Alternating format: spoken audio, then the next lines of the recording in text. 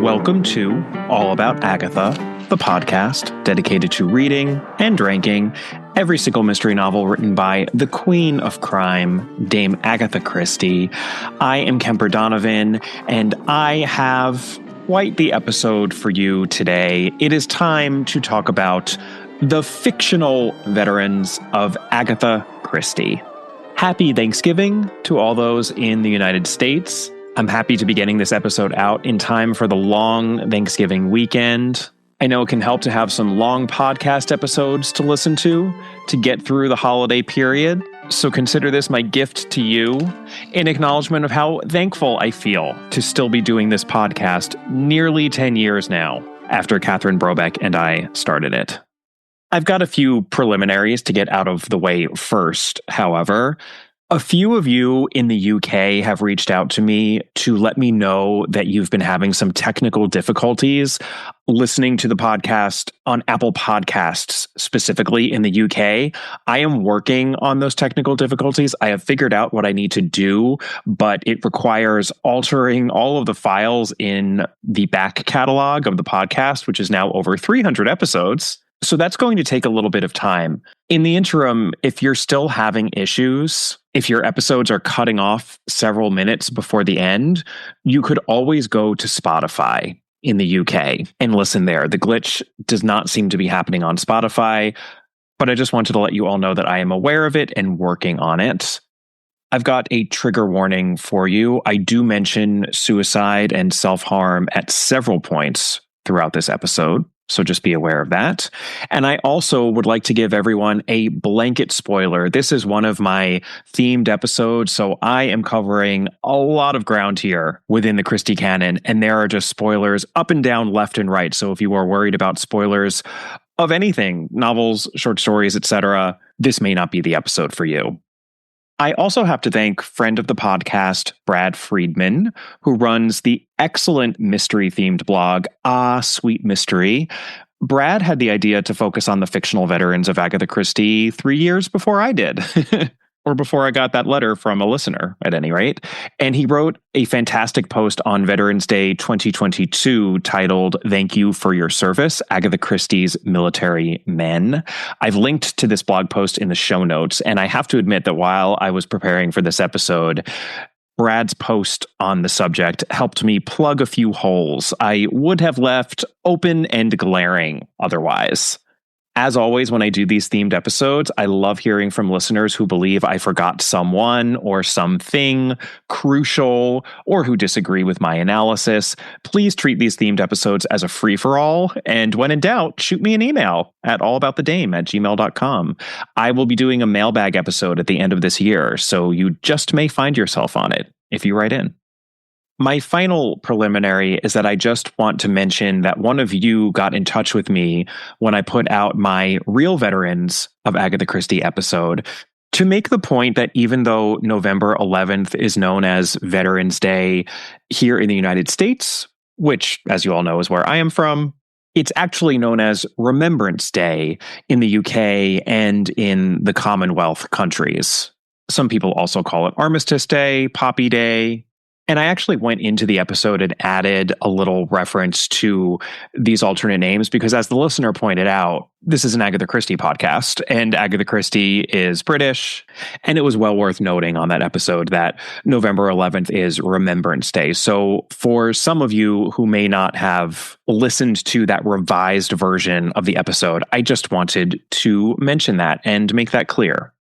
Okay, now that I have gotten all those pesky preambles out of the way, let's talk some fictional veterans of Agatha Christie.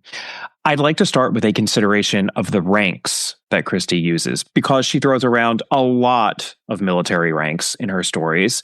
And I should mention, these are all commissioned ranks, i.e. ranks held by officers who are authorized by a commission representing the authority of the state in question, which in this case is the United Kingdom. We're not talking soldiers for hire or any other private militia-like entities here. So let's start with a very basic sense of the hierarchy of these ranks. And this is a pretty obvious statement here, but I am in no way an authority on how rankings work within the British Army, the Royal Navy, or the Royal Air Force, either during Christie's time, and let's remember that Christie wrote for over 50 years, so a lot changed during those 50 years, or in the 50 years after Christie's death. But I think as a general proposition, it's fair to say that the ranks Christie uses in her texts work as follows. So at the lowest rung, we have the second lieutenant or lieutenant, and just above that, a regular lieutenant. These two ranks can also be referred to collectively as a subaltern. In A Caribbean Mystery, the loquacious Major Palgrave goes on at such great length that he even starts relating his distant exploits as a subaltern to his captive audience of one, aka Miss Jane Marple. Poor Miss Marple. There are really very few lieutenants in Christie compared to other ranks.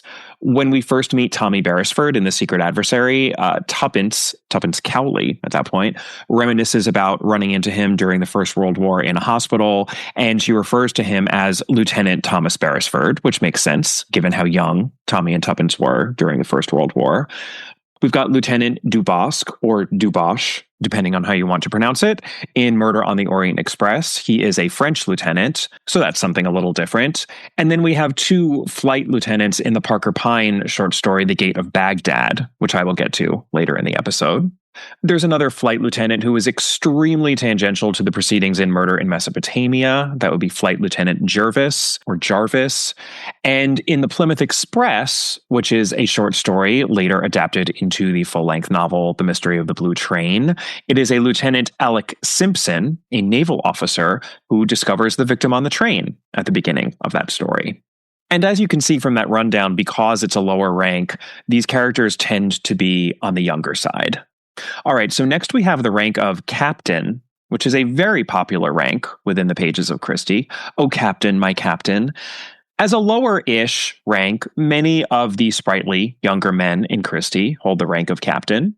Shall I point out the obvious? Captain Hastings. Yes, we will be speaking about Dear Captain Hastings later, have no fear. For my money, though, I think Captain Black in the Poirot short story, The Tragedy of Marsden Manor, is a fairly representative captain. He is a globe-trotting young man with plenty of spirit. He's got lots of stories to tell. And in this way, he becomes the unwitting source of a devious murder plot. I'm not going to say this holds as a rule, but I do think that more often than not, military men with the rank of captain in Christie turn out to be good men, not villains or murderers, which means that with the massive exception of Captain Hastings, many of them are either victims, like Captain Vincent Le Mesurier in the Poirot short story, The Le Mesurier Inheritance, or they're forgettable, like blink and you miss him Captain Lyle in The Kidnapped Prime Minister, also a Poirot short story, and I defy any of you to remember Captain Lyle. All right, next up from captain, we've got the rank of major. And for as many captains as there are in Christie, I think there are actually more majors. So many majors. And on this episode, hopefully we will have enough time to go through, if not every single one of them, then most of them, and certainly the best among them. I feel like in Christie, major is sort of the middle of the ranking system, and in this way it casts a wide net. Not necessarily young, not necessarily old, not necessarily bad, not necessarily good, just kind of all of the above. We've got lots of majors to go through here.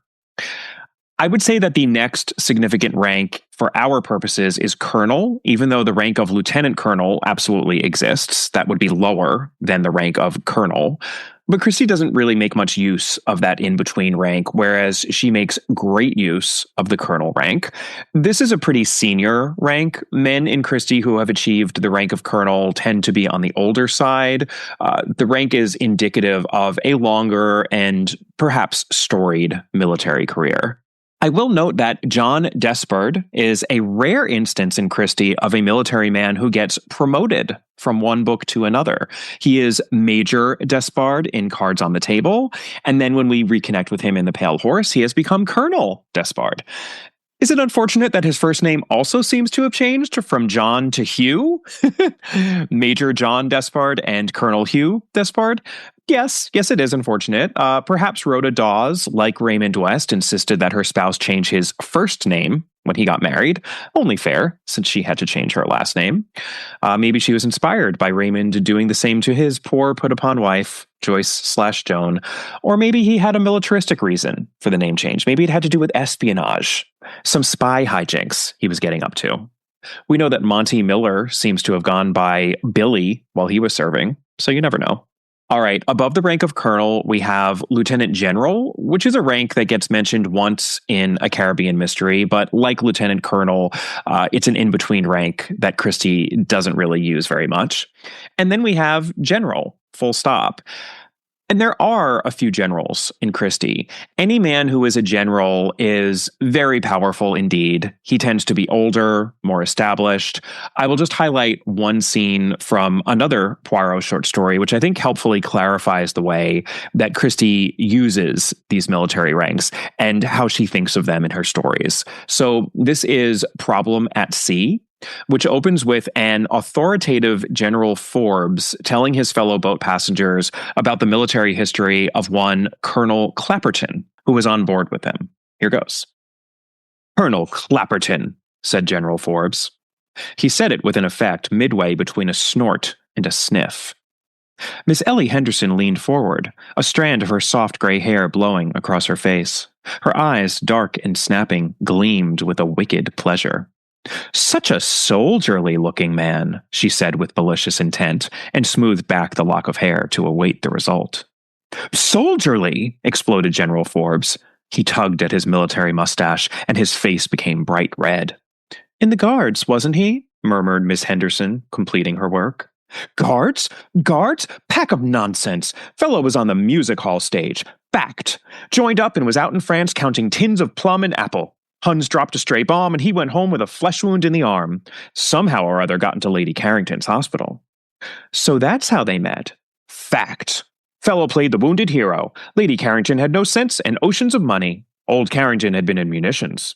She'd been a widow only 6 months. This fellow snaps her up in no time. She wangled him a job at the War Office. Colonel Clapperton. Ha!" he snorted. And of course, since Christie doesn't waste a word, especially in a short story, the clue to the mystery lies in the very excerpt that I just read you, as it is Colonel Clapperton's music hall skills that he draws on when enacting his devious murder plot on his rich wife. I love it. The other rank we come across from time to time in Christie in a significant way is commander, which, as far as I understand it, is a rank most often used within the Royal Navy. Admiral is another Navy-specific rank, though Christie rarely uses it. We do have an Admiral Chandler in the Poirot short story The Cretan Bull from the Labors of Hercules collection. More on him later. If you're looking for some admirals in classic literature, I would point you toward Jane Austen's Persuasion, which I reread recently. Admirals up the wazoo in that one. Jane Austen had lots of sailors in her family. Unlike Austen, Christie seems to have tended to favor Army or Air Force ranks, which is interesting for someone whose birthplace was coastal Torquay and whose own home on a major river was requisitioned by the U.S. Navy in the middle of her writing career.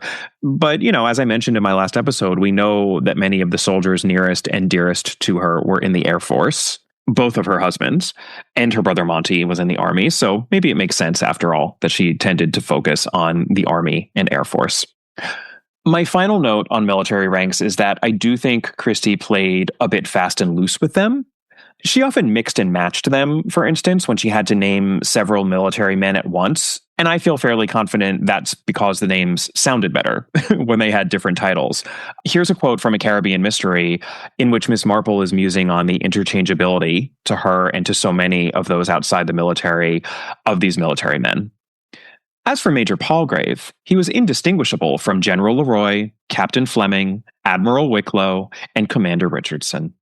So, perhaps we shouldn't overthink these ranks too much, which provides me a perfect segue to move on now to the top 12 veterans of Agatha Christie. Hooray! Because 10 is never enough on the All About Agatha podcast. So each of these 12 slots is really a category, and I'm going to start with my top pick for each category and then run down some other contenders so that by the time we've gone through all 12 of these slots, we should have covered most of the veterans in the canon. All right, here goes. We will start with number 12, which is the monster veteran. So this will probably be the most surprising entry on the list, but how could I pass up the opportunity to discuss the gunman again? He came up on my recent episode regarding the short story The Gypsy, but just as a quick refresher, the gunman was a sort of childhood boogeyman of Christie's, and I'll quote again from her autobiography here because I think it's always best to use Christie's words whenever possible. My own particular nightmare centered around someone I called the gunman. I never read a story about anyone of the kind. I called him the gunman because he carried a gun, not because I was frightened of his shooting me, or for any reason connected with the gun. The gun was part of his appearance, which seems to me now to have been that of a Frenchman in gray-blue uniform, powdered hair in a queue and a kind of three-cornered hat, and the gun was some old-fashioned kind of musket. It was his mere presence that was frightening. The dream would be quite ordinary, a tea party or a walk with various people, usually a mild festivity of some kind. Then suddenly a feeling of uneasiness would come. There was someone who ought not to be there. A horrid feeling of fear, and then I would see him, sitting at the tea table, walking along the beach, joining in the game. His pale blue eyes would meet mine, and I would wake up shrieking, "The gunman! The gunman!" So isn't this interesting? The gunman isn't merely a man who holds a gun. He is an actual soldier. An old-timey French soldier, it seems. I feel like Stephen King could have a field day with that character, but, Christie does pretty well herself having a field day with him as an author. And just after the section that I quoted, she talks about how this nightmare developed into something even creepier, which is that people who she loved and trusted, her mother, her sister, her nursie, whoever, would actually become the gunman in these nightmares. And I talked on that recent episode concerning the Gypsy about how later in her life, when her marriage to Archie Christie fell apart, Christie had this realization that Archie was the gunman, this menacing figure who she thought loved her, but who was actually harming her. And I turned to Christie's autobiographical Mary Westmacott novel, Unfinished Portrait, for proof of this. But just the other day, I was listening to one of my favorite podcasts, The Swinging Christies, co-hosted by my good friends Dr. Mark Aldridge and Gray Robert Brown, and they quoted a section later on in Christie's actual autobiography in which she makes the same point about Archie, although she doesn't name-check the gunman. Still, though, I think it's worth reading out. And thank you to Mark and Gray for reacquainting me with this passage. She is describing what it was like to be reunited with Archie during her annus horribilis after her mother's death and while she was clearing out Ashfield. And this is just before Archie would tell her that he was in love with another woman. He has shown up at Ashfield, he's been absent, and he's acting strangely. He doesn't seem himself. And this is what she writes. I think the nearest I can get to describing what I felt at that moment is to recall that old nightmare of mine. The horror of sitting at a tea table, looking across at my best loved friend, and suddenly realizing that the person sitting there was a stranger. That, I think, describes best what Archie was like when he came. And I touched on this in my last episode about the real veterans of Agatha Christie, but I do think there's something to the fact that the gunman is a soldier. Because as I discussed, Archie Christie was a soldier, a model soldier. And whenever someone goes off to war, there's always the very real possibility that they'll come back, if they're lucky enough to come back, changed in some fundamental way, because wars do change people. And Christie talked about the relief she felt that her second husband, Max Mallowan, hadn't changed during the Second World War. And I think this relief is proof of what she experienced, whatever happened between her and Archie in those years following his service in the First World War. So while the gunman does not appear in Agatha Christie's published fiction, he is definitely a fictional character of great importance to Agatha Christie, and I felt that I had to include him on this list. So the monster veteran is actually the one category that features a singular character. There are no other monster veterans in the canon that I'm going to go through now. But let's turn to a category of character that has several examples in the canon, but which I think is related to the monster veteran. And that would be, at number 11, the villainous veteran, as distinct from the murderous veteran, which we will get to later. Just you wait. I think this is interesting because even though it's clear that Christie has a lot of respect for the role of the military and for so many of her soldier characters, she has no problem making military men do horrible things in her stories. And so let's talk about the most villainous of them all, which is definitely up for debate, but I am going to hand this dubious prize to Commander Challenger in Peril at End House, whose military bona fides mask his devious and deviant behavior as a nefarious drug dealer. Here is our first glimpse of him, as seen through the eyes of Hastings, a red-faced man with a rolling carriage who carried his hands half clenched by his side. There was something breezy and carefree about him, a typical sailor. So many of these military men are going to have red faces, listeners. In this scene, Poirot tells Commander Challenger, "I have a great regard for the English Navy," which I feel like is a reference to the Royal Navy's role in helping to defend Belgium during the First World War. Commander Challenger flushes at this. He's embarrassed by the praise, and we can tell that Hastings approves. Hastings, of course, thinks that Commander Challenger is the best of men because Hastings is an obtuse doofus. So perhaps we shouldn't be so surprised when Poirot unmasks Commander Challenger at the end in this way. "Do not try and deceive me with your hearty good-fellow manner. It has deceived Hastings, but it does not deceive me. You make a good thing out of it, do you not? The traffic in drugs, you and your uncle in Harley Street." Ooh, a rare Harley Street reference that doesn't have to do with someone dying. Very nice. And yes, that's exactly what's been going on. All the drug taking that has been ravaging the bright young things in this novel originates with Commander Challenger.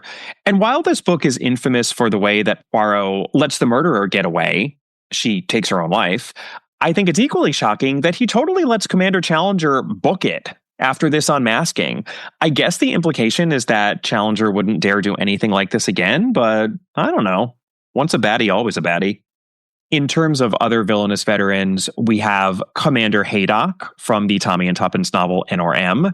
He is described in similar terms to Commander Challenger, a big, hardy man with a weather-beaten face, intensely blue eyes, and a habit of shouting most of his remarks. In the end, Tommy realizes that Commander Challenger actually has a German-shaped head, whatever that means, and is in fact the titular N, a German spy hiding in plain sight with his bad-tempered, overbearing Prussian officer face. Okay, so I am going to make a bold statement here. I already said that captains tend to be good in Christie, and I think the opposite holds true with commanders. They tend to be baddies. Maybe partly it's word association. Doesn't captain just sound sunnier and less oppressive than commander? Anyway, to back this up, I'm going to do the unthinkable and voluntarily reference Postern of Fate, where we find out at the end of the novel that one of the baddies from long ago was a naval commander who lived in the area where Tommy and Tuppence are snooping in the present day. I just feel like commanders are generally bad news in Christie stories. We will come across at least one more bad commander in this episode, so get excited. All right, a few more villainous veterans for you. In the novella Murder in the Mews, Major Eustace is a dirty, dirty blackmailer who induces poor Barbara Allen to take her own life. Of course, this suicide is made to look like murder. Barbara's housemate is looking for justice for her friend, so she tries to pin the crime on Major Eustace, but when she is assured that he will be imprisoned for other crimes, she admits it was suicide after all. And then we have Major Ledlaw in The Crackler, which is a short story in the Tommy and Tuppence Partners in Crime collection. He is definitely up to some bad business involving counterfeiting and other criminal activities.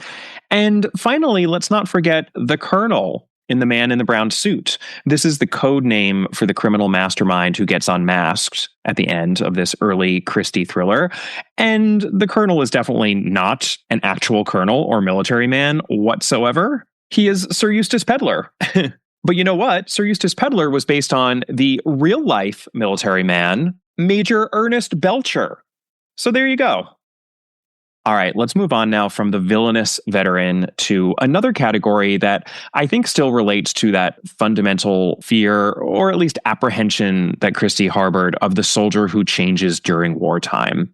And that is, in 10th place, the maladjusted veteran. And I'm very excited about my pick for this category because it's a little bit of an arcane one, but it's perfect because it's right there in the title of the story. So let's talk about Major Charles Wilbraham from The Case of the Discontented Soldier, which is one of the Miss Lonely Hearts short stories in the first half of the Parker Pyne Investigates collection, the ones before he starts globetrotting. So in this story, we have a military veteran who is bored by his civilian life. He needs a little pep, a little adventure, perhaps even a little romance injected into his life to liven things up. And I will not get into the nitty-gritty of how Parker Pyne procures this excitement because this story features one of Christie's most egregious depictions stuck in its time. But I will remind you all that the brains behind that excitement is one Ariadne Oliver, mystery novelist extraordinaire, who Parker Pyne hires to give Major Wilbraham and the woman he eventually falls in love with an adventure. I love that. And I also love how Parker Pyne instantly knows that Wilbraham has to be a military man the moment he enters Pyne's office. All he says is, "My name is Wilbraham," and Pyne interrupts him, "Major? Colonel?" Here's how this exchange continues. Major: "Ah, and recently returned from abroad? India? East Africa?" "East Africa. A fine country, I believe. Well, so you are home again, and you don't like it. Is that the trouble?" "You're absolutely right." And then I'm just going to skip to the next page here. "I can assure you, Major Wilbraham, that 96% of retired empire builders, as I call them, are unhappy. They exchange an active life, a life full of responsibility, a life of possible danger, for what? Straitened means, a dismal climate, and a general feeling of being a fish out of water." And I want to highlight what Parker Pyne says here because I think this gets at the crux of why the veteran character in Christie can so often be a marginal one. As usual, the observant Christie was taking from the life around her. It was absolutely true, and it's still true, that many veterans return from service without much money in their pocket and with a general feeling of being a fish out of water, a sense of alienation, we could say. War is hell, and many of these men in Christie, and a woman or two, return from that hellish experience feeling overlooked and misunderstood. And how like Christie is it to take this sad reality, shine a light on it, and then have fun with it, twist it for her own purposes? Because that is what we're going to see her do time and time again with the veterans on this list, and I think Major Wilbraham is a great example of that. In terms of other maladjusted veterans, let's not forget those indigent veterans of the First World War who pop up from time to time in early Christie with the same regularity, I'd say, as those quote-unquote tramps do. The veterans are usually offering poems for sale as a way of making some cash. And in The Secret of Chimneys, our hero, Anthony Cade, pretends to be one of these men when he first meets our heroine, Virginia Revel. Here's how that plays out in the text. "A young man came up the steps. He was shabbily dressed and carried in his hand a sheaf of leaflets. He held one out to Virginia with the legend on it plainly visible. 'Why did I serve my country?' In his left hand, he held a collecting box. 'I can't buy 2 of those awful poems in one day,' said Virginia pleadingly. 'I bought one this morning. I did indeed, honor bright.' The young man threw back his head and laughed. Virginia laughed with him." So that's just my little shout out to those First World War veterans that we see sometimes in early Christie. I also want to take a moment to discuss Army Captain Ronald Hames of the South Loamshires, who appears in A Murder is Announced, though we never actually see him. Captain Hames is a bit of a special situation. He is the husband of Philippa Hames, aka Pip, and they have a son, Harry. The captain served during the Second World War, and according to his wife, he was killed in action somewhere in Italy. But we learn over the course of the story that Captain Hames was a deserter. His wife seems to be ashamed of this and worried about what her husband's deserter status will do to their son. And so she has kept up the fiction that she is a widow when she is not. She continues to see her husband, and these whispered conversations that she has with him provide a semi-significant red herring in terms of suspecting Philippa may be at the heart of what's happening at Little Paddocks. But by the end of the book, we learn that Philippa is straight as an arrow, and also that Captain Hames has died, though recently, having snatched a child practically from under the wheels of a lorry and got run down himself. This means that Philippa is free to marry Edmund Swettenham, which she does with alacrity, but crucially, it also complicates the deserter storyline where Captain Hames is concerned. While Inspector Craddock and Chief Constable Rydesdale are discussing how Hames died, here are the words that Christie puts in their mouths. "It was a fairly gallant bit of work, wasn't it, sir?" said Craddock slowly. "Rescuing that child from the lorry? Yes. Plucky. Don't suppose it was cowardice that made Hames desert. Well, all that's past history. For a man who'd blotted his copybook, it was a good death." Very interesting that Christie takes the time with this exchange to shine a light on the fact that there may have been a reason other than fear for this soldier to leave his post. Given the horrors of war, and in particular the horrors of the Second World War, let's not forget that this novel also features a refugee of that war in the character of cook/housekeeper Mitzi. I think it's significant that Christie chose to give this minor soldier character such an unusual backstory. So please, let's all agree never to say that veterans in Christie are all made the same. Captain Hames is a great example of a unique veteran character in Christie. All right, time now to move on to another category entirely, which is in our 9th spot, the fake veteran. And I am very excited to be drawing on another character from a short story who I think perfectly fits the bill here. This is General Grant from The Horses of Diomedes within the Labors of Hercules collection. First, I'd like to read out our description of the general and his surroundings when he's introduced in the story. Here goes. Ashley Lodge, the residence of General Grant, was not a large house. It was situated on the side of a hill, had good stables, and a straggling, rather neglected garden.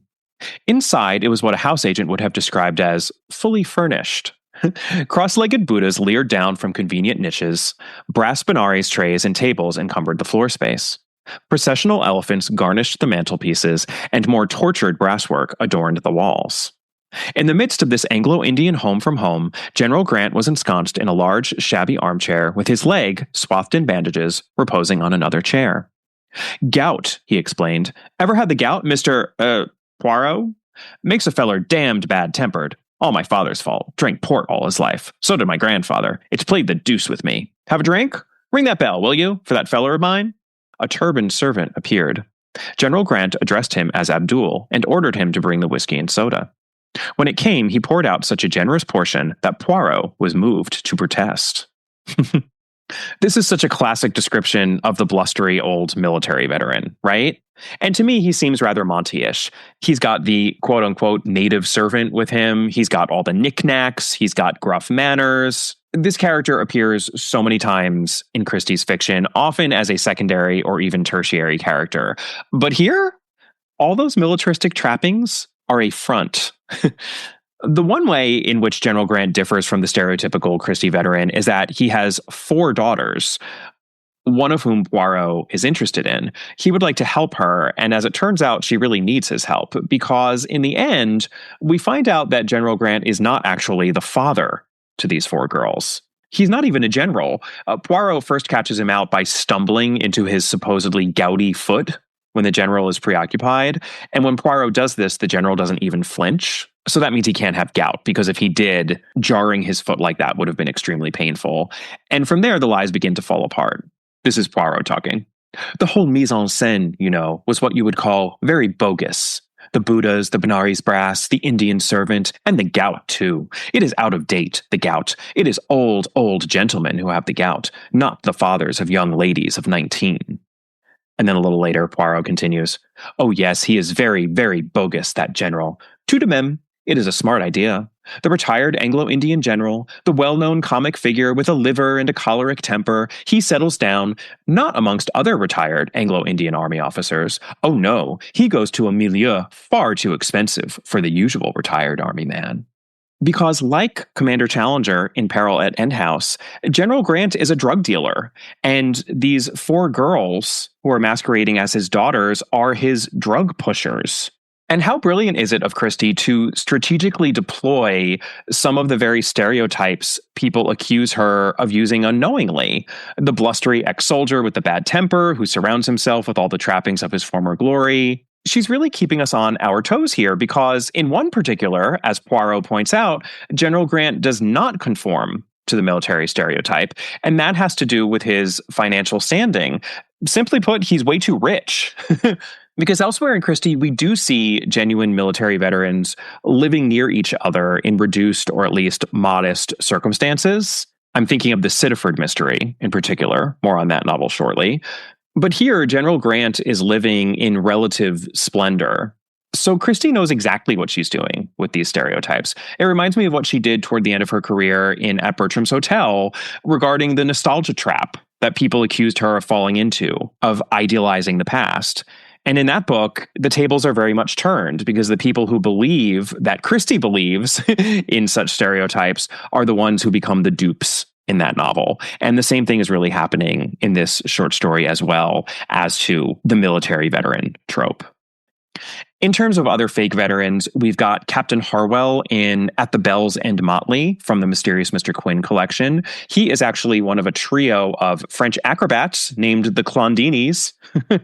I think the captain title gives him some street cred, or I guess I should say lane cred, since we're in the English countryside here. So that's one captain who turns out not to be good, but he's a fake captain, so I don't think he really counts. Same goes for Captain Harker in the short story Blind Man's Buff from the Tommy and Tuppence Partners in Crime collection. He is actually a Russian, or I guess I should say a Soviet spy, or at least affiliated with a Soviet spy. All right, let's move on now to a category of veteran that is probably the one people most associate with the fictional veterans of Agatha Christie. This is our number 8 slot, the red herring veteran, because, oh lordy, listeners, there are so many of these in Christie, so many that it's quite difficult to choose one to highlight above all the rest. But I am going to stick with Major Bletchley from NRM, our big old Tommy and Tuppence war novel. It's not surprising that NRM is getting referenced a lot in this episode. Major Bletchley is a classic example of what I'm going to call the veteran bloviators or veteran blowhards Christie was so fond of inserting into her mysteries. Here is an early look at him in the first really sustained scene where Tommy engages him in conversation. And FYI, Tommy's cover name is Mr. Meadows, which is why that's the name that we get in this passage. Major Bletchley is the one speaking at the top of this. God, these young fellows nowadays make me sick. Hot baths, coming down to breakfast at 10 o'clock or later. No wonder the Germans have been putting it over on us. No stamina. Soft lot of young pups. Army's not what it was, anyway. Coddle 'em, that's what they do nowadays. Tuck 'em up at night with hot water bottles. Pho, makes me sick. Tommy shook his head in melancholy fashion, and Major Bletchley, thus encouraged, went on. Discipline, that's what we need. Discipline. How are we going to win the war without discipline? Do you know, sir, some of these fellows come on parade in slacks? So I've been told. Can't expect to win a war that way. Slacks. My God. Mr. Meadows hazarded the opinion that things were very different from what they had been. It's all this democracy, said Major Bletchley gloomily. You can overdo anything. In my opinion, they're overdoing the democracy business. Mixing up the officers and the men, feeding together in restaurants. Pho, the men don't like it, Meadows. The troops know. The troops always know. Of course, said Mr. Meadows, I have no real knowledge of army matters myself. The major interrupted him, shooting a quick sideways glance. In the show in the last war? Oh, yes. Thought so. Saw you'd been drilled. Shoulders. What regiment? 5th Corfshires. Tommy remembered to produce Meadows' military record. Ah, yes, Salonika. Yes. I was in Messfoot. Bletchley plunged into reminiscences. Tommy listened politely. Bletchley ended up wrathfully. And will they make use of me now? No, they will not. Too old. Too old be damned. I could teach one or two of these young cubs something about war. Even if it's only what not to do, suggested Tommy with a smile. Eh? What's that? A sense of humor was clearly not Major Bletchley's strong suit. He peered suspiciously at his companion. Tommy hastened to change the conversation. Oh, Major Bletchley, he seems like such a cliche, such a bore, right? And we wonder the whole book whether there's more to him, because it seems like there has to be. But you know what? In this case, there isn't. It's the other main military man, Commander Haydock, who is pretending to be someone who he isn't. Bletchley is exactly as inane and tiresome as he seems to be. And yet, it was this same character who caused great concern with the real-life spies over at MI5, since Bletchley Park was where so much real code-breaking was going on during the Second World War. And I love this, but Christie happened to be good friends with one of the leading code-breakers at the time, a man named Dilly Knox. And because of this, and because of the name Bletchley appearing in Christie's novel, MI5 suspected Knox of having told her about Bletchley Park. So they asked Dilly Knox, who I have to imagine was eager to clear his name, to ask Christie how she came to use the name Bletchley. Dilly Knox did so over tea, and to me, this sounds like a scene that could have been in NRM. It's totally life-imitating art. And here's what Agatha Christie said when Dilly Knox asked her how she came up with the name Bletchley. "Bletchley? My dear, I was stuck there on my way by train from Oxford to London and took revenge by giving the name to one of my least lovable characters." Love it. The red herring was so successful here that it didn't just work on the page, it worked in real life. And that is why Major Bletchley deserves his spot as the top red herring veteran. And as I already said, there are so many other red herring veterans in the canon who tend to function in precisely the way Christie is accused of using all her veterans, i.e. as window dressing and nothing more. And yet many of these characters are quite memorable. Major Horton in Murder is Easy with his 3 adorable bulldogs, Edward Masterman in Murder on the Orient Express, the faithful Batman turned valet of Colonel Armstrong, Captain Wyatt in the Sitterford Mystery, who I think has a little bit of Monty in him, in the way that he too has a quote-unquote native servant from the place where he served. He is definitely an eccentric character, as Monty was. It is true that some of them are a little more cardboard, and that to call them window dressing wouldn't be entirely inaccurate. Major Barry in Evil Under the Sun, Colonel Easterbrook in A Murder is Announced, Colonel Appleton in The Moving Finger, Captain Dacres in 3-Act Tragedy, Captain Warburton in Dead Man's Folly, Colonel Luscombe in At Bertram's Hotel, Major Philpott in Endless Night, Major Allerton and Colonel Luttrell in Curtain, Captain Peyton and Major Blunt in The Murder of Roger Ackroyd, Captain Crosby in They Came to Baghdad, Colonel Atkinson in Postern of Fate, Air Marshal Sir George Carrington in The Incredible Theft, Major Norman in The Kidnapped Prime Minister, Colonel Dubosc/Dubosh in The Pearl of Price. Any relation to the lieutenant? Colonel Monckton in The Dead Harlequin, Colonel Bruce in The Affair of the Pink Pearl, General Barnes in Triangle at Rhodes, etc., etc., etc., etc. Look, there are a ton of veterans, and not all of them are going to sing. I do want to be realistic about that. But that's also part of the fun. Whenever any character appears in a Christie story, we have to ask ourselves, is this a background character who won't have anything to do with the main intrigue? Or will they be centrally involved? And Christie is constantly playing this game with her veteran characters. All right, so let's move on now to an entirely different category of veteran, that rare and shining jewel in the Christieverse in our 7th slot, the female veteran. So we have an obvious winner for this category, and she is Lynn Marchmont from Taken at the Flood. At the start of this novel, Lynn has been recently demobbed or demobilized in early spring of 1946 from the Wrens, which is what people called the WRNS, or Women's Royal Naval Service. This was the women's branch of the Royal Navy. It is now integrated into the Royal Navy, which these days, of course, includes both women and men. We can't fault Christie for having so few female veterans because she was reflecting her own reality. And she certainly does not shy away from depicting all the other ways in which women contributed to the wartime effort. But Lynn is a happy exception here. And one of the reasons that I was so keen to include Major Wilbraham from the Case of the Discontented Soldier on this list is that Lynn Marchmont is essentially a female Major Wilbraham.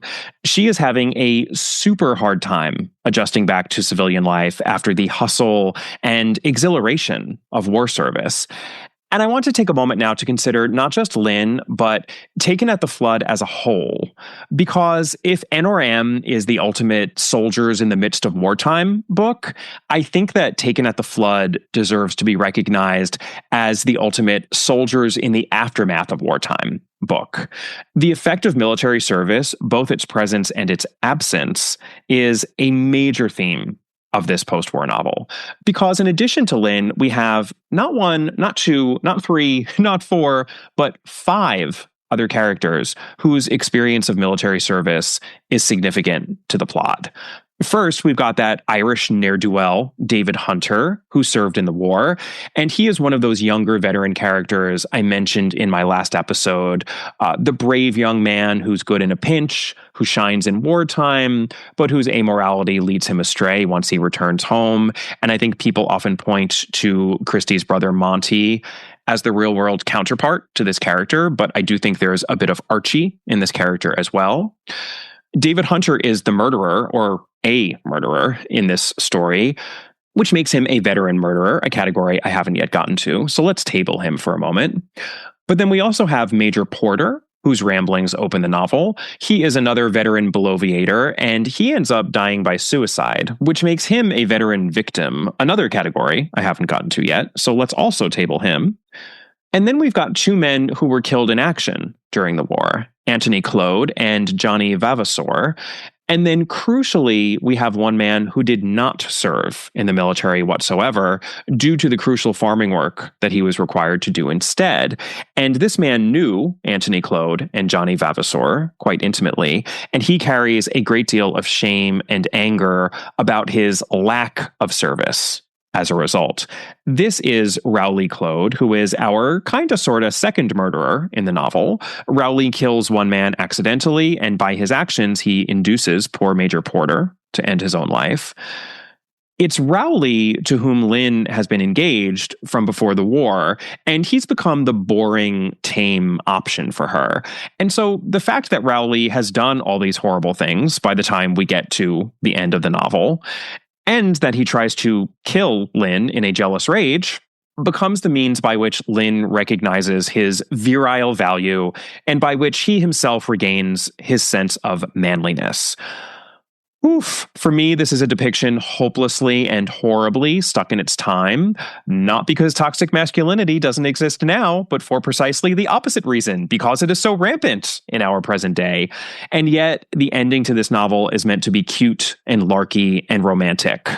This is why we say depictions stuck in their time, not simply issues stuck in their time. So the end of this novel is a major misfire, but that being said, I do think that Taken at the Flood is a complex and layered text when it comes to the role of military service in post-war England, as explored by these 6 different characters. And Lynn Marchmont, former Wren, more than earned her place on this list as the female veteran among them.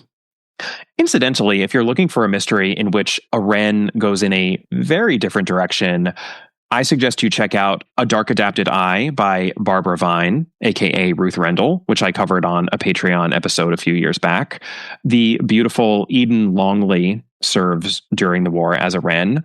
She and Lynn are very different kinds of people, however.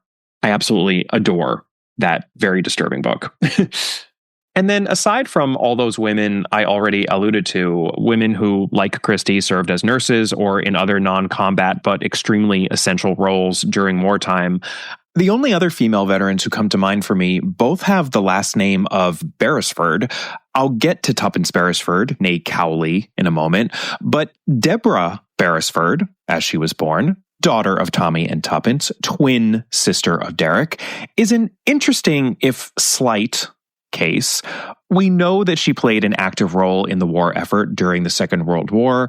Let's just not try too hard to figure out how old she'd be by then. She seems to have taken part in some sort of code-breaking work, perhaps at Bletchley Park. We also know that her brother Derek is in the Air Force, and the two of them seem to be doing all sorts of interesting things, but they're sparing with the details to their parents, which means we're never really clued in. So I suppose we'll never know. But fortunately, we have a lot more to go on where her mother is concerned, and her father too. So let's talk about my next entry. In our sixth spot, we are halfway through our list here. Let's discuss the veteran investigators. Because how could I resist putting Tommy and Tuppence Beresford on this list, listeners? I believe they are our very best, and perhaps only, veteran investigative team. When we first meet Tommy and Tuppence, they're both recently returned from wartime military duty in the First World War.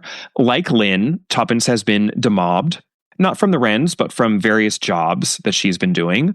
For one full year during the war, she toiled away as a ward maid at a hospital, and she recounts this experience month by month in amusing detail at the start of The Secret Adversary. Christie is definitely drawing on her own experiences here.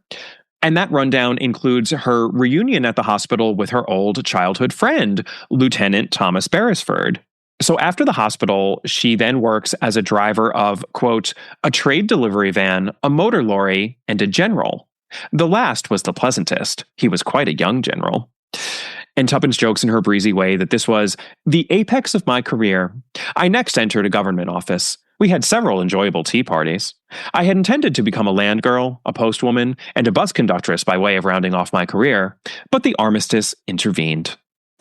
Tommy then obliges her with a rundown of his military service during the war, which consisted of 2 tours in France. He presumably got wounded after the first, which was why he went to the hospital, where he ran into Tuppence.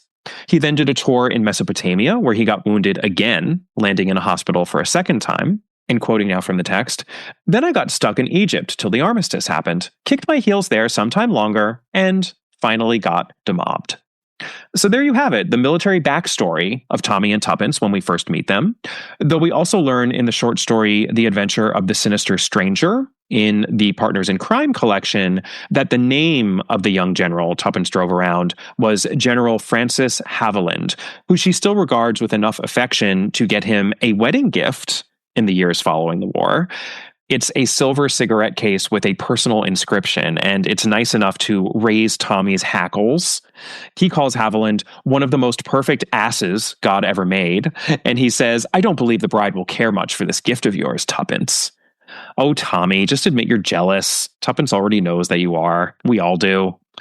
And yet, it is this cigarette case that the resourceful Tommy uses to get out of a sticky situation at the end of that story. So, thank goodness for General Haviland. And then the next time we catch up with Tommy and Tuppence in NRM, we see them in active military service as they take down the titular spies known simply as N and M.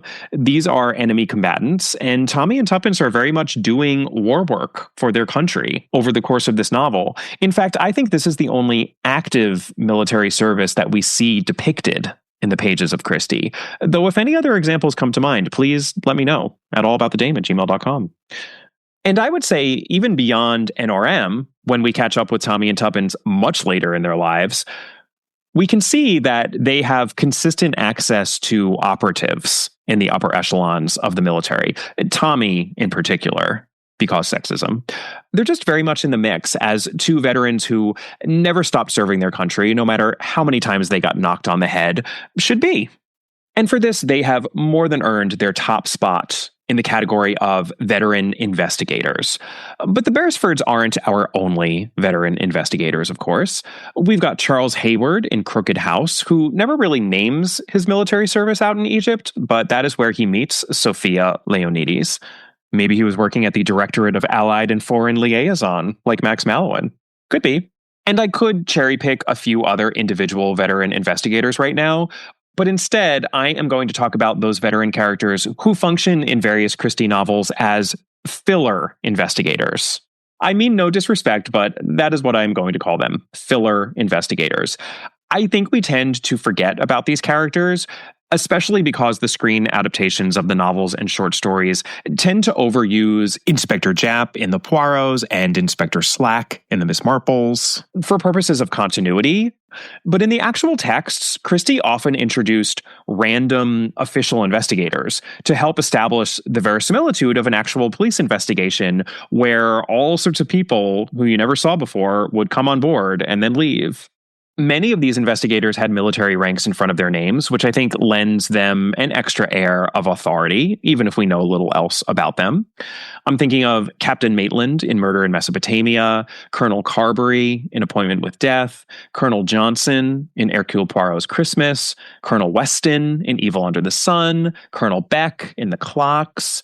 Some of these veteran fillers appear in more than one title.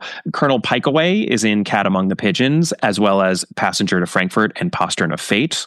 Poor man. Colonel Melchett appears in The Murder at the Vicarage and The Body in the Library, as well as multiple short stories featuring Miss Marple, Death by Drowning, The Case of the Perfect Maid, Tape Measure Murder. And then there's Colonel Melrose, who is not to be confused with Colonel Melchett, though I'm going to guess many of you have done just that. I know I certainly have. Melrose is a name Christie liked to use a lot. There's a Colonel Melrose in the Quinn Satterthwaite short story, The Love Detectives. This is one of just 2 short stories not to be collected in The Mysterious Mr. Quinn, since it's essentially the short story version of The Murder at the Vicarage. Colonel Melrose is also in The Secret of Chimneys, which is a standalone. He is in The Murder of Roger Ackroyd, which is a Poirot novel, and in Sleeping Murder, a Miss Marple novel. So that Colonel Melrose is one versatile veteran. If it's the same Colonel Melrose, which I think is definitely up for debate.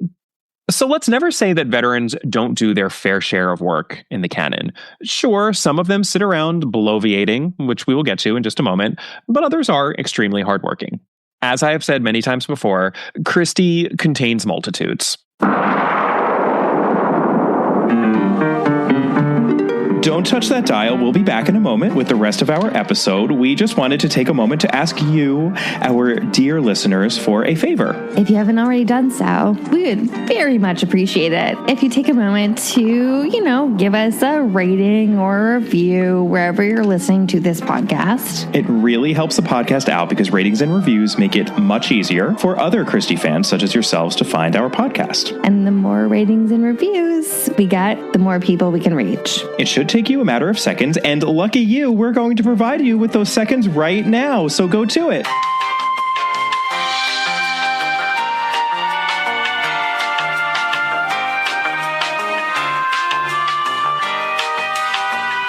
Thank you so much. And now, back to our regularly scheduled programming.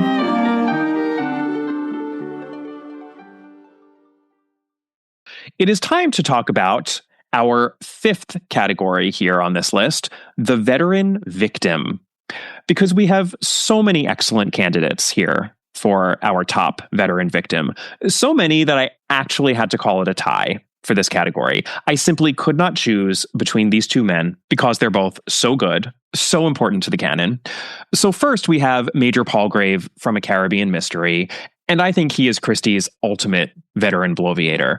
I'm just going to read out the beginning of this novel because Christie lays out the situation with the good Major so beautifully here. It's so great. The chapter is titled, Major Palgrave Tells a Story. Take all this business about Kenya, said Major Palgrave. Lots of chaps gabbing away who know nothing about the place. Now, I spent 14 years of my life there. Some of the best years of my life, too. Old Miss Marple inclined her head. It was a gentle gesture of courtesy.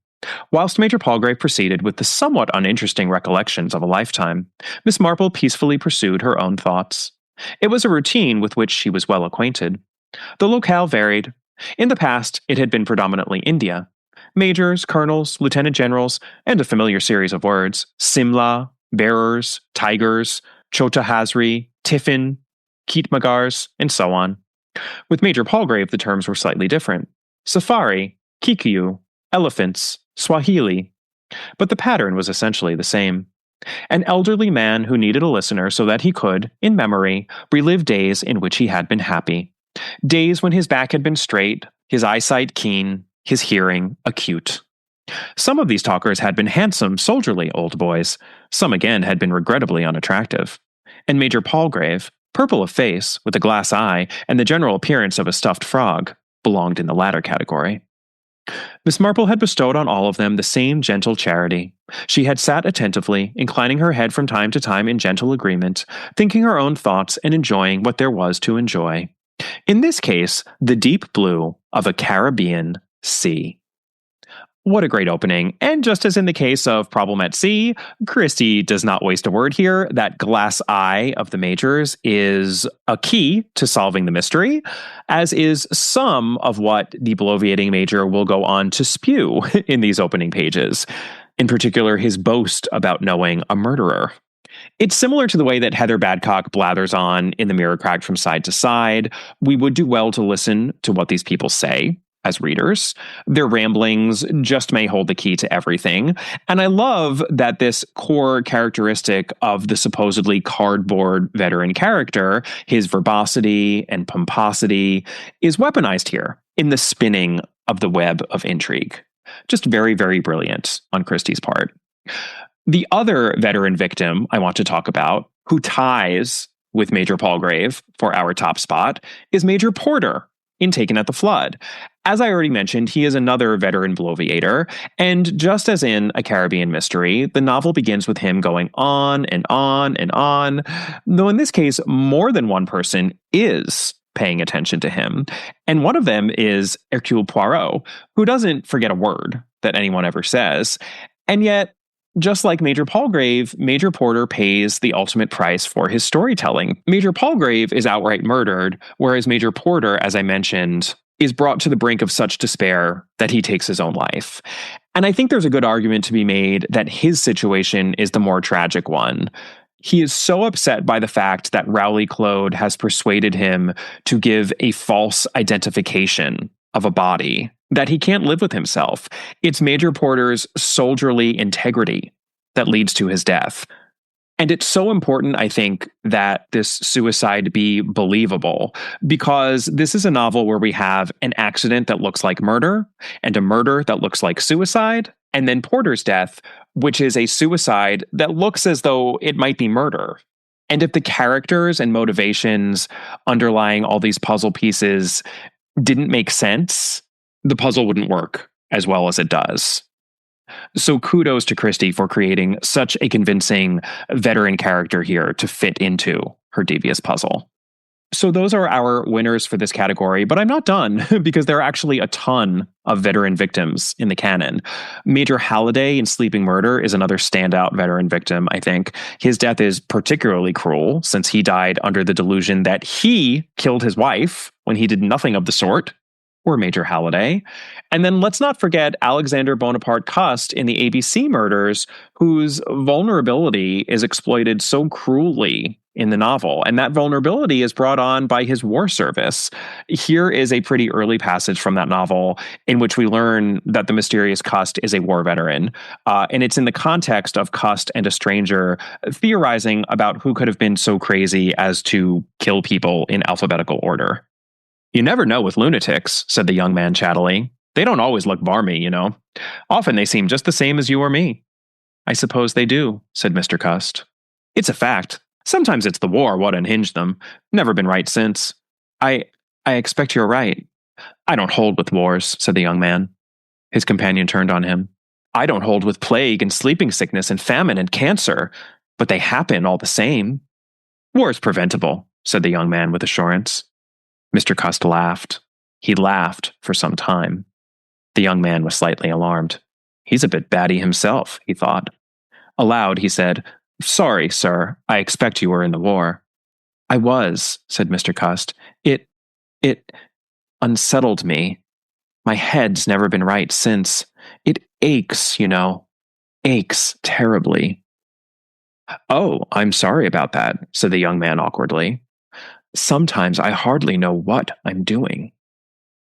And how awful that vulnerability is then used so that Cust fancies himself, like Major Halliday, as having done something that he didn't do. I think it's fair to say that there is a particular vulnerability to some of these veterans that makes them prime candidates for victim status in Christie. But before we get too weepy here, let's not forget Colonel Prothero in The Murder at the Vicarage. There's just something memorable about the brash and unpleasant Colonel Prothero. We don't have to feel too sorry about him. Other veteran victims I'll just mention in passing: Captain Trevelyan in The Siderford Mystery, which we'll get to in just a moment. Poor Colonel Armstrong in Murder on the Orient Express. Philip Durant in Ordeal by Innocence, Captain Anthony Cecil in The Sunningdale Mystery from the Partners in Crime collection, and also Captain Marsh in Lord Edward Dies. He's not a murder victim, but he is unfairly framed for murder, and he does get exonerated by story's end. All right, let's move on from veteran victims to another big category. This is our fourth slot here, the veteran murderer. And many of you probably already know what my choice is for top veteran murderer. It's Major Burnaby from The Siderford Mystery. Because on the one hand, Major Burnaby is precisely who he seems to be. A stodgy veteran who, like many of these veterans, doesn't have all that much money on hand. His friend, Captain Joseph Trevelyan of the Royal Navy, is a man of means who has built Siderford House and then built these 6 small bungalows along the lane leading to his house. And Major John Burnaby, as Trevelyan's old friend and crony, has taken the first of these bungalows, the one at the very gates of the big house. And in the second cottage is the aforementioned Captain Wyatt, who lives there with his servant Abdul. So we can see that Captain Trevelyan has created the sort of veteran retirement community that Poirot referenced in The Horses of Diomedes. Interestingly, Major Burnaby is not a bloviating veteran. He's not very talkative at all, and when he speaks, it tends to be in short, declarative bursts. I think those tend to be the two modes of the more stereotypical veterans in Christie, right? They either go on and on forever, or they speak in short little bursts. Here is the Major speaking with the young Violet Willett early on in the novel. "How do you get to Exhampton?" asked Violet. "You haven't got a car." "Walk." "What? Not really. 6 miles. Good exercise. What's 12 miles? Keeps a man fit. Great thing to be fit." "Fancy, 12 miles. But both you and Captain Trevelyan were great athletes, weren't you?" "Used to go to Switzerland together. Winter sports in winter, climbing in summer. Wonderful man on ice, Trevelyan. Both too old for that sort of thing nowadays." "You won the Army Rackets Championship too, didn't you?" asked Violet. The Major blushed like a girl. "Who told you that?" he mumbled. "Captain Trevelyan." "Joe should hold his tongue," said Burnaby. "He talks too much. What's the weather like now?" Love it. I can totally see him. And I can also understand the effect it has on this proud Major to be forced to live with his rich friend in this little bungalow right outside the gate to Trevelyan's grand estate. It's all right there underneath the surface, which it needs to be, because here is where we get the ingenious motive behind the murder. When Captain Trevelyan wins a £5,000 prize for an acrostic competition, he does acrostics, Major Burnaby does crosswords. The prize is sent to Major Burnaby as a result of Trevelyan using Burnaby's name and address. This is something that Christie herself did in real life, using other people's names to enter competitions. And it makes perfect sense that the cash-strapped Burnaby, who we learn has made some bad investments, would pocket the winnings for himself rather than asking Trevelyan for a loan or some other financial help, and then go to the even greater length of murdering his friend to cover it up. It's brilliant because I think it's one of those instances where Christie is honest with us from page 1 as to who Major Burnaby is. And when he gets unmasked as the murderer, it's not like there's a sudden shift and we have to be told, "Oh, you thought he was like this. He's actually a completely different person." No, I think we've been given the tools to realize that Major Burnaby is the kind of person who could have done what he did. And for me, it's that pleasingly convoluted nature of the motive, which really makes Burnaby sing as a murderer, because there are a lot of other veteran murderers in the canon who are much more obvious, especially those who fall into the good in a pinch, but not in the long term model, the amoral veterans. I'm thinking of David Hunter in Taken at the Flood, but let's not forget Lawrence Redding from The Murder at the Vicarage. He too is a veteran, a rare artist veteran. And even though he's a bit more thinly drawn, I think we can say the same about Major Knighton in The Mystery of the Blue Train. These are all good characters and good murderers, but Major Burnaby is better. So I'll just run through a few other veteran murderers in the canon. Since everyone in And Then There Were None is a murderer, I would be remiss if I didn't mention the two men referenced as veterans in that novel, John Gordon MacArthur, who served in the First World War, and Philip Lombard, who was a soldier of fortune, and who is another one of these good in a pinch, but not in the long term veterans.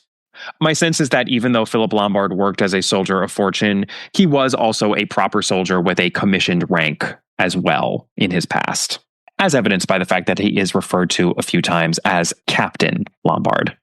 And what I find interesting about these two soldiers is that they couldn't be more different. MacArthur's murder was committed as a result of feeling betrayed.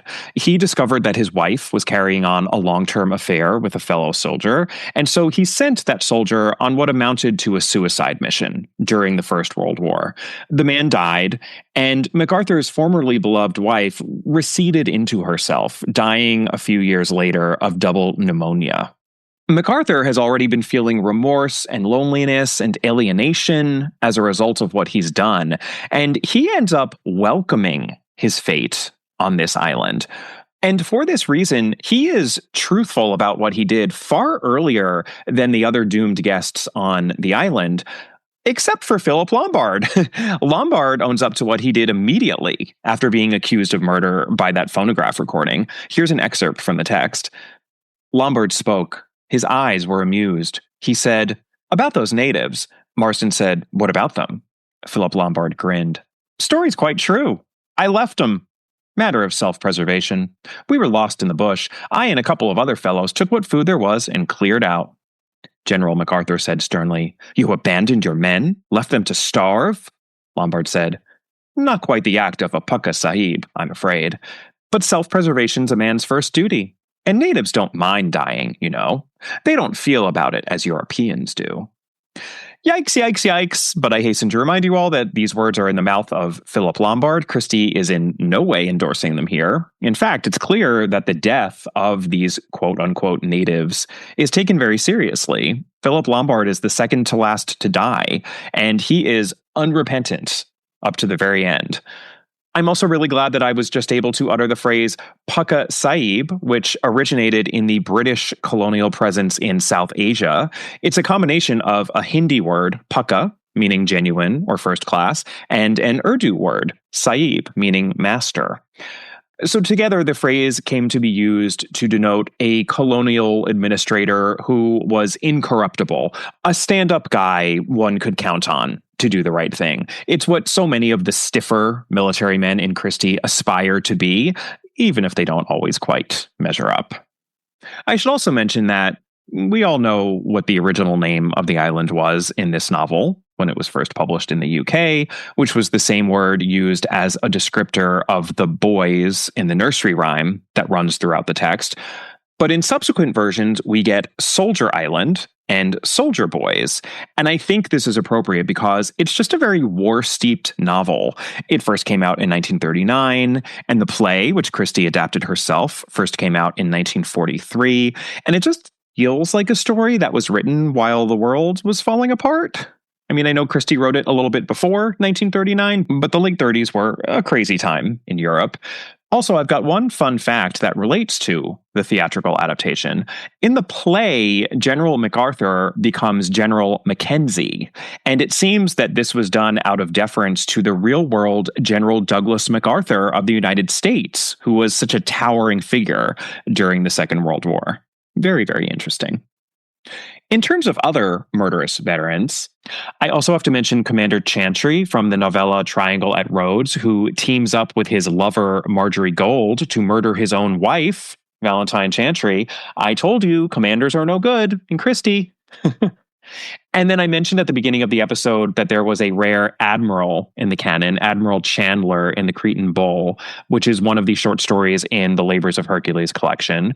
So the Chandler family are said to have been sailors ever since Sir Gilbert Chandler sailed with Sir Walter Raleigh in 15-something or other. That's a quote from the text. It makes sense then that Admiral Chandler's son, Hugh, enters the Navy, and yet Admiral Chandler pulls his son out of the Navy with no explanation, and we believe that it's due to a streak of insanity that is said to run in the Chandler family. We learn this from a Colonel Frobisher, who is Admiral Chandler's longtime friend. Once Hugh is at home, he seems to be getting increasingly violent and unhinged, to the point where he is about to take his own life.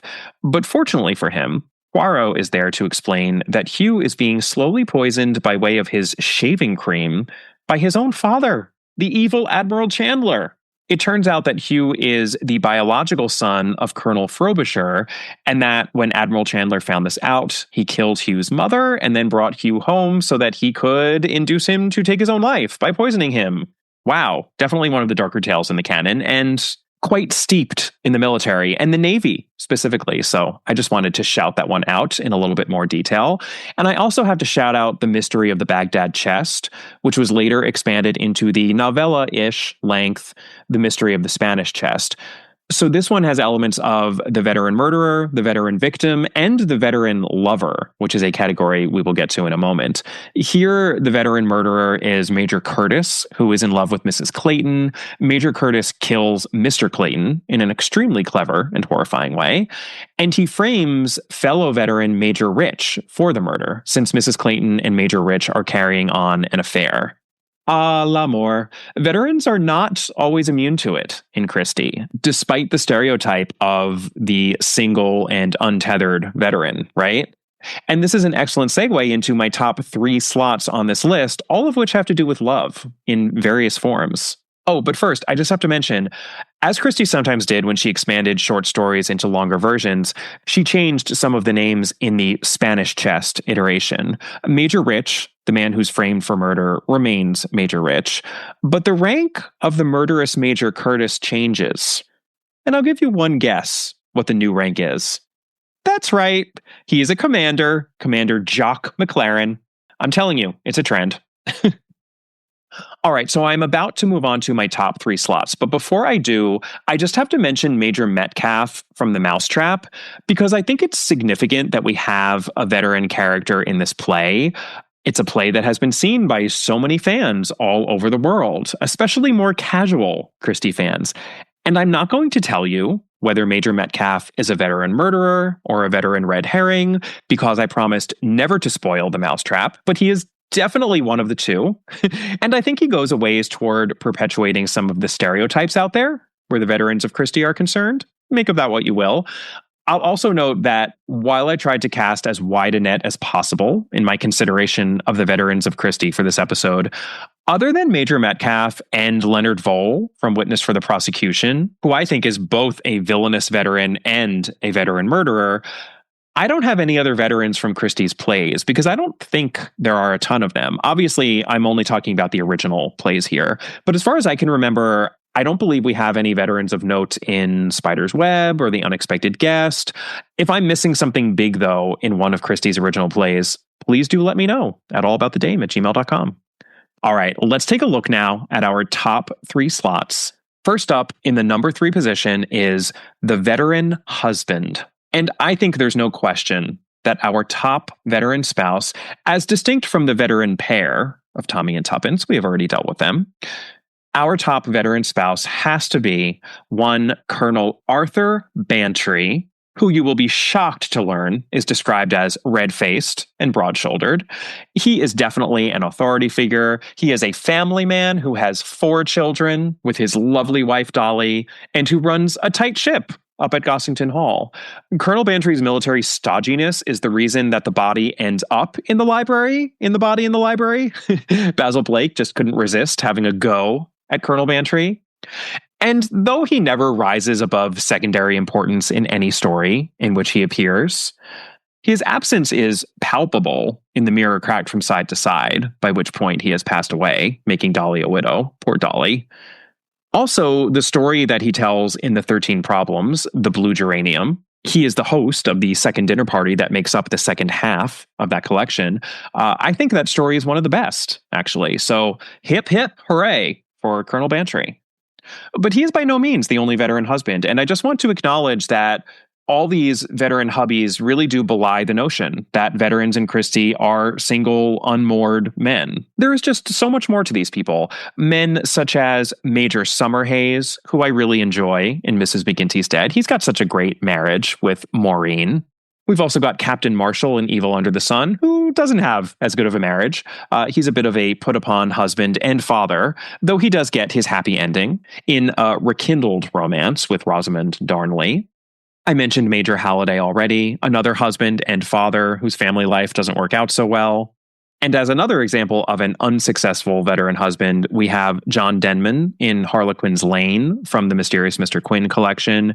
He fought with the Russian troops during the First World War, and he brought home a Russian refugee girl, making her his wife. But this veteran husband does not appreciate his wife's artistic side, and Anna Denman is very unhappy.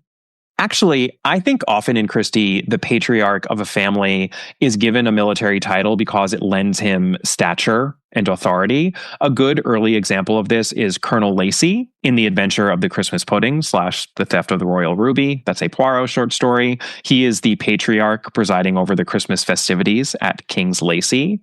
And we see Christie doing this in much later works as well. For example, we have Major Grierson, another husband and father in the Cool of the Evening by Agatha Christie Mallowan.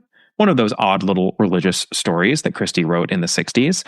And we also have squadron leader Simon Gilliatt in the Harlequin Tea Set, which seems to be the final short story that Christie wrote. Lots and lots of veterans who are family men. Okay, let's move on to our number 2 category. I love this category, the veteran lover. And I think we have a really obvious choice here for our best veteran lover.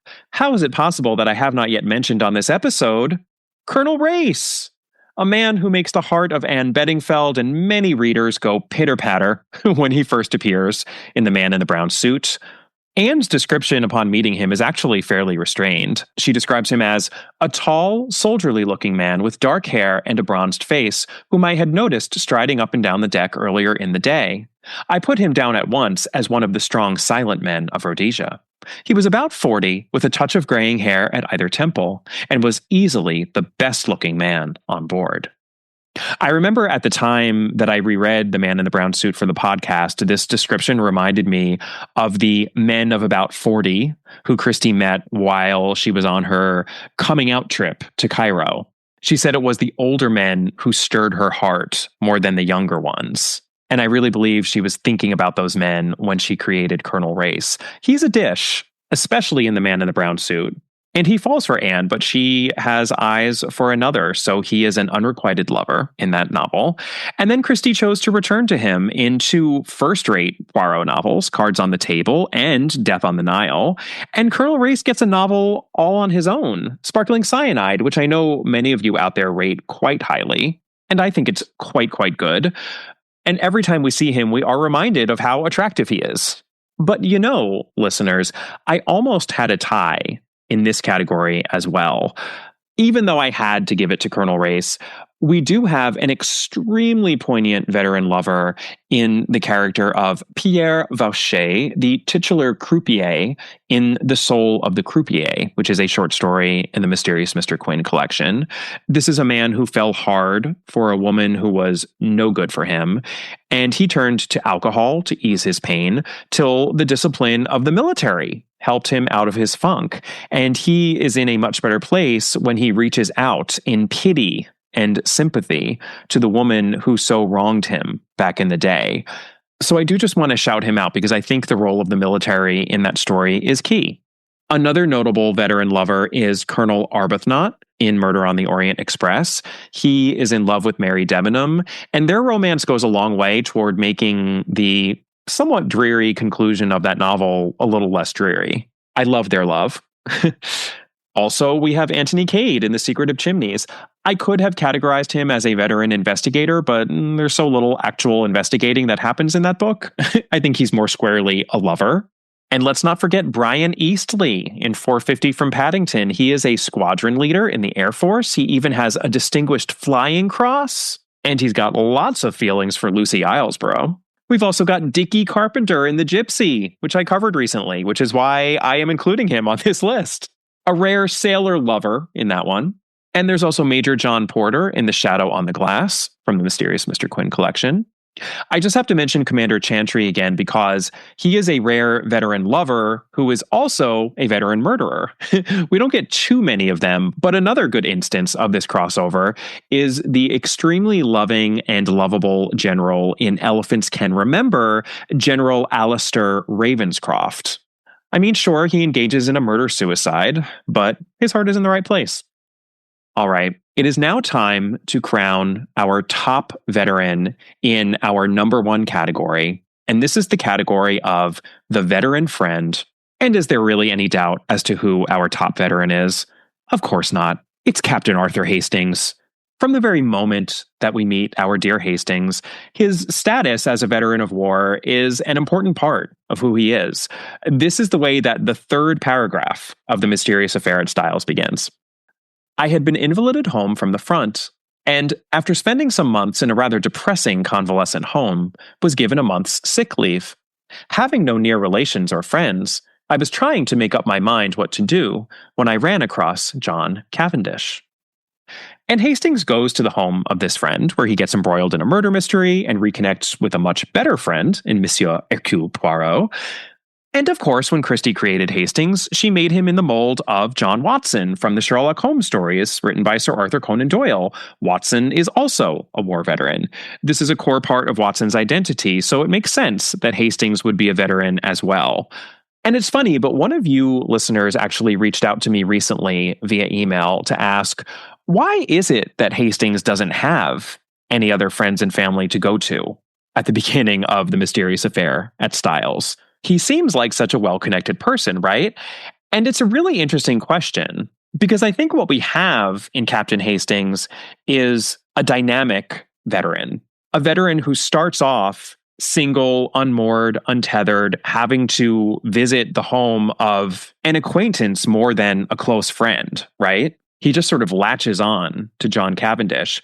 But then over the course of many short stories and novels, we see him making connections. He moves in with Poirot. He meets his Cinderella. He gets married. He has 4 children, just like Colonel Bantry. He reconnects constantly with Poirot. He has adventures. We get the sense that he doesn't pine for his wartime service, that was not the height of his life or career. In this way, I think he is the exact opposite of the maladjusted veteran. He is the incredibly well-adjusted veteran. And mainly, I think he manages to adjust in this way through his friendship with Monsieur Poirot.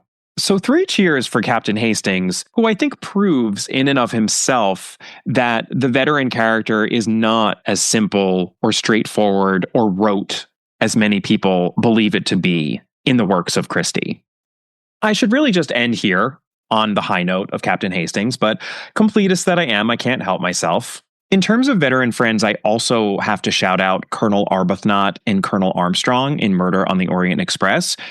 Given that Christie was writing murder mysteries in which people lie to each other constantly, so many of these supposed friendships between comrades in arms turn out to be false, right? Major Burnaby and Captain Trevelyan in the Sittaford mystery, Major Rich and Major Curtis / Commander McLaren in the mystery of the Baghdad / Spanish chest, etc. But these 2 colonels in Murder on the Orient Express are the real deal. I think that we tend to focus on the maternal vengeance of Linda Arden in this novel, but Colonel Arbuthnot is also a leader of the massive revenge conspiracy that takes place on this isolated train car. And for him, the motivation seems to be primarily that of a friend. So I think that's significant. While we're on the subject of veteran friends, I need to mention those stories in which we have veterans en masse, a friend group of veterans who interact with each other in a significant way. I think this happens in 2 different Christie stories. First, in Passenger to Frankfurt, we have Colonel Monroe, Colonel Pikeaway, the Marshal, who is French, Admiral Blunt, and Squadron Leader Andrews. This is a military-heavy book because it is a book about people responding to the political and cultural upheaval in a world that is a slightly messier version of the world Christie was living in when the book was first published in 1970.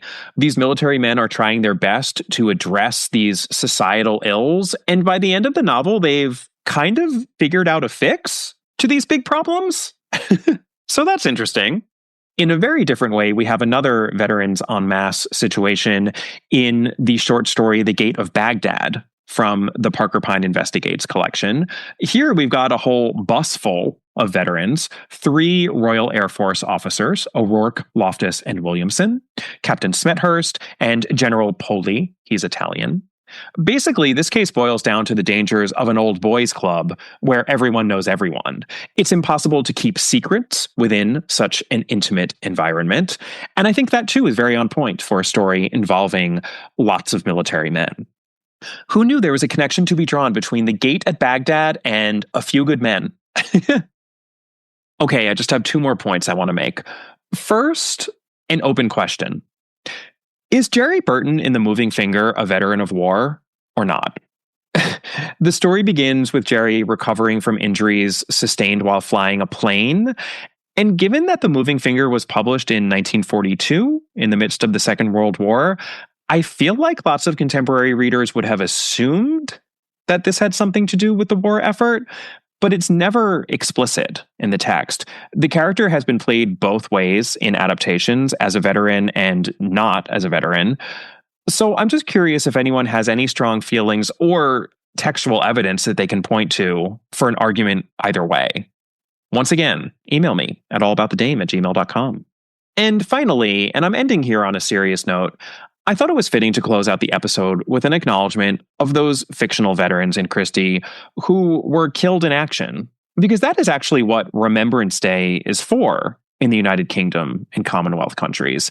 It's a day to remember those who died in the line of duty. Here in the United States, we've reserved Memorial Day for this purpose, which happens at the end of May every year. Veterans Day on the 11th of November is reserved for the honoring of all military veterans, very much including those veterans who are still with us. But given the purpose of Remembrance Day, I thought it would be fitting to highlight those characters in Christie who lost their lives in the line of duty, because I think it actually shows, given how many veterans I've already gone through on this mammoth episode, how rarely Christie went to that well.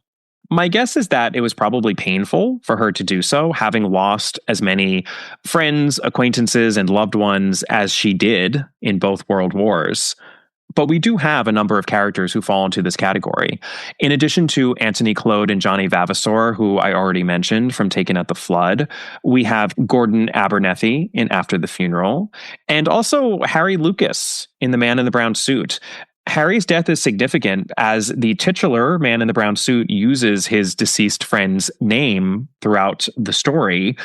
So it's Harry's death that really kicks off the whole thing. In the Miss Marple short story Motive versus Opportunity, it's the death of a soldier in the First World War that puts events in motion leading to a cruel fraud perpetrated on an old man. The loss of this soldier is the first step in a sad story. There is also reference made in the case of the missing lady from the Tommy and Tuppence Partners in Crime collection to the first husband of the titular missing lady having been killed during the First World War. In Tommy and Tuppence in particular, I think we do often see flashes of real loss and tragedy and pain. I was surprised to note when I was researching this episode that Tommy and Tuppence first reconnected in a war hospital, that Tuppence was a nurse and Tommy was wounded. And they're so blasé about it, right? In that brittle way that people had in the 1920s, determined to make light of things, determined to have a good time.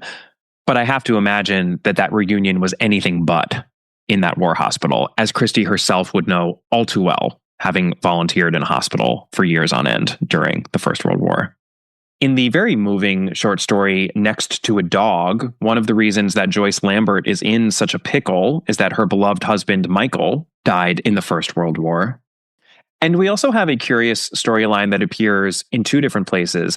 In the short story While the Light Lasts and the Mary Westmacott novel Giant's Bread, in which a woman who assumes that her husband has died during the First World War realizes that he is actually alive, but does not return to him because she's more comfortable in her marriage to another man. This is all very Enoch Arden coded. Enoch Arden is a Tennyson poem about a man who returns after a long absence, only to find that his beloved wife has married someone else and is living happily with this other man. And guess which Agatha Christie novel references Enoch Arden even featuring a character who goes by that pseudonym. Yes, it's taken at the flood. And the reason that I'm mentioning this under the umbrella of veterans who have died is that even though the twist of the storyline is that the soldier who was believed dead was not in fact killed in action, the way the story plays out in While the Light Lasts is that this poor soldier ends up dying by his own hand as a result of his wife not coming back to him. So look for it hard enough, and I think you will see plenty of evidence of military casualty in Christie and the pain that reverberates from these losses. Just as you'll see all sorts of different types of military men and occasional women. Sure, the stodgy blowhards are there and the cardboard red herrings, but there are also monsters and villains and fakers and investigators and murderers and victims and husbands and lovers and friends. A whole panoply of veterans from which to choose, and with which Christie tricks us. I hope you enjoyed my rundown of the fictional veterans of Agatha Christie. For my next episode, I am bringing you a fantastic conversation I had with mystery writer and Christie scholar and enthusiast Ragnar Jónasson. Ragnar is an extremely talented and successful Icelandic writer. He is such a big Christie fan that he has translated some of Christie's works into Icelandic. We get into all of this in our conversation. I cannot wait to bring that to you. If you're looking for more content, head on over to the All About Agatha Patreon page. There is a link in the show notes. For November, I discussed more true crime antecedents within Christie's fiction. Those cases that I had to cut from my presentation at the Agatha Christie Festival this year. And then in December, I am going to be doing my annual Christmas-themed episode. We're going to be talking about Christmas murder mysteries. Gotta love it. Shoot me an email about fictional veterans or anything else at allaboutthedame@gmail.com. You can find the podcast on Instagram at allaboutagatha, and you can find me at my author website, kemperdonovan.com. Links to both in the show notes. I've also got a link for you all to pre-order my third book in the Ghostwriter Mysteries series, Sweet Spot, and links to the first 2 books in that series. Take a moment to give me a rating, a review. It all helps. It's all so appreciated. And I'll see you next time. Bye.